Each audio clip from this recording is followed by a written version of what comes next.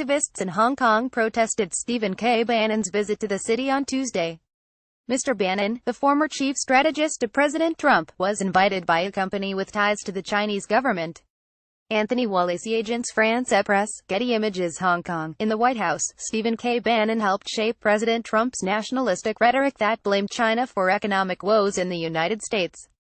Now, less than a month after leaving the government, Mr. Bannon, the former chief strategist to Mr. Trump, has come to Hong Kong, at the invitation of a company controlled by the Chinese government, where he called President Xi Jinping of China a wise leader.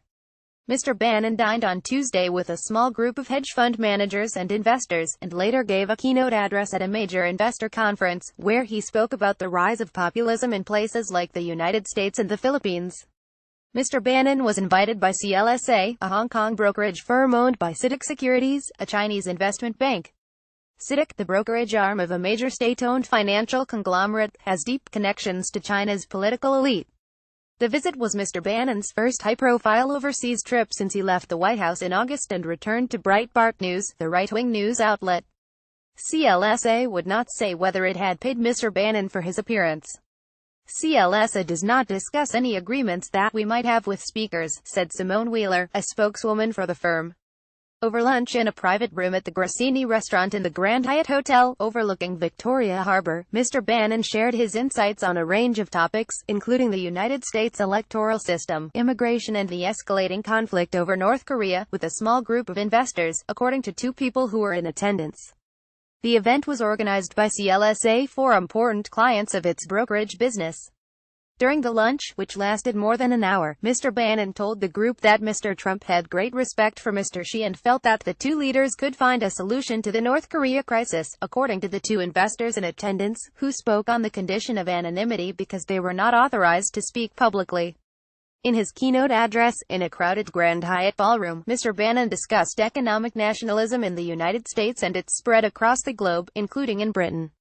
He called the UK Independence Party, which pushed successfully last year for Britain's exit from the European Union, a professional version of the Tea Party movement in the United States, according to one audience member. The address was closed to the news media.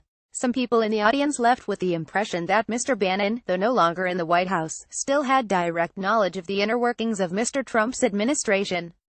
At one point, he joked that there were White House officials who felt, as he did, that Facebook and Google should be public utilities.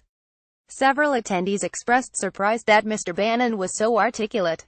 Mr. Bannon has not been shy about his views on China. In an interview with 60 Minutes that was broadcast on Sunday, Mr. Bannon said that the United States needed to take a tougher stance against Beijing. He said that China was at economic war with the U.S. and that it was Washington's turn to respond. In an August interview with the American Prospect, a left-leaning magazine, Mr. Bannon predicted that within a decade, the United States would go to war in the South China Sea, where Beijing has been building military installations. Mr. Bannon was removed from the White House soon afterward. During Tuesday's events, Mr. Bannon seemed more subdued about the purported Chinese threat, talking more broadly about global trade imbalance, according to people in attendance. While it was Mr. Bannon's first trip to Hong Kong since leaving the White House, it was not his first time in the city. A former Goldman Sachs banker, Mr. Bannon in 2005 helped secure $60 million in funding for Internet Gaming Entertainment, a company based in Hong Kong, from investors including Goldman Sachs, according to a new book by Joshua Green, a Bloomberg Businessweek reporter. According to Mr. Green's book, the company got its start by hiring Chinese workers at low wages to play World of Warcraft, the online multiplayer fantasy game, earning points that could be traded for virtual goods, which would then be resold to players for real money. Follow Alexandra Stevenson at Jotted on Twitter.